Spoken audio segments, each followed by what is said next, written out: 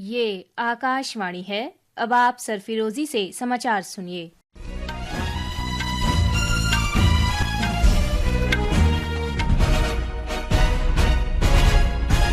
गृह और सहकारिता मंत्री अमित शाह पुणे में जनता सहकारी बैंक के प्लेटिनम जुबली वर्ष के समापन समारोह को संबोधित कर रहे हैं। मीटिंग समाप्त हुई है।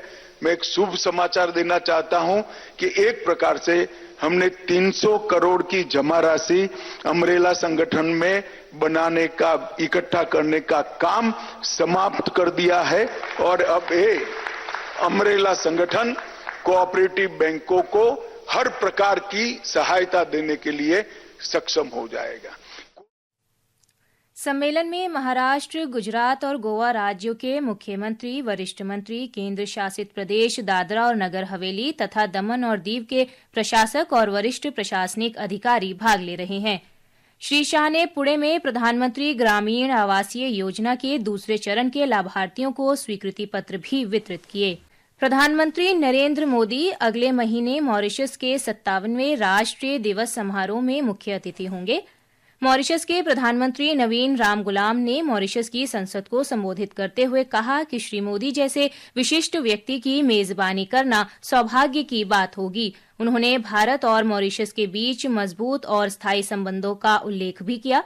उन्होंने कहा कि श्री मोदी ने विशेष अतिथि बनने के लिए सहमति व्यक्त की है। प्रधानमंत्री मोदी की मॉरिशस यात्रा पेरिस और अमेरिका की हाल की यात्राओं के बाद हो रही है। मॉरिशस में 12 मार्च को राष्ट्रीय दिवस मनाया जाता है। मॉरिशस ब्रिटेन से 1968 में स्वतंत्र हुआ था। राष्ट्रपति द्रौपदी मुर्मू पिछले वर्ष मॉरिशस के राष्ट्रीय दिवस समारोह में मुख्य अतिथि के रूप में शामिल थी। केंद्रीय शिक्षा मंत्री धर्मेंद्र प्रधान ने कहा है कि भारत को वैश्विक स्तर तक ले जाने के लिए नई राष्ट्रीय शिक्षा नीति की परिकल्पना की गई है। नई दिल्ली में दिल्ली विश्वविद्यालय के आज 101वें दीक्षांत समारोह को संबोधित करते हुए श्री प्रधान ने जोर देकर कहा कि देश भर में राष्ट्रीय शिक्षा नीति 2020 को लागू करके वर्ष 2047 तक भारत को विकसित राष्ट्र बनाया जा सकता है।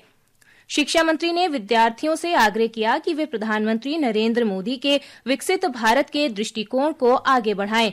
श्री प्रधान ने कहा कि दिल्ली विश्वविद्यालय में सीखे गए सामाजिक कौशल विद्यार्थियों के लिए भविष्य में बहुत लाभकारी होंगे। दिल्ली की मुख्यमंत्री रेखा गुप्ता ने आज नई दिल्ली में प्रधानमंत्री नरेंद्र मोदी से उनके आवास पर मुलाकात की।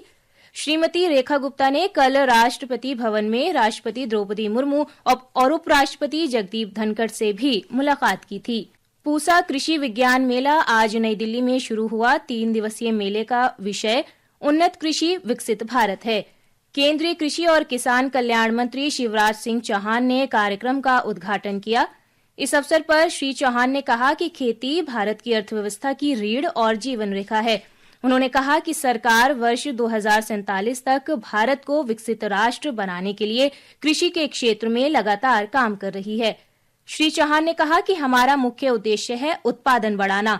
इस वर्ष कृषि विज्ञान मेले का मुख्य आकर्षण भारतीय कृषि अनुसंधान संस्थान द्वारा विकसित अत्याधुनिक किस्मों और प्रौद्योगिकियों का प्रदर्शन करना है। प्रधानमंत्री नरेंद्र मोदी सोमवार को बिहार के भागलपुर में प्रधानमंत्री किसान सम्मान निधि योजना की 19वीं किस्त जारी करेंगे।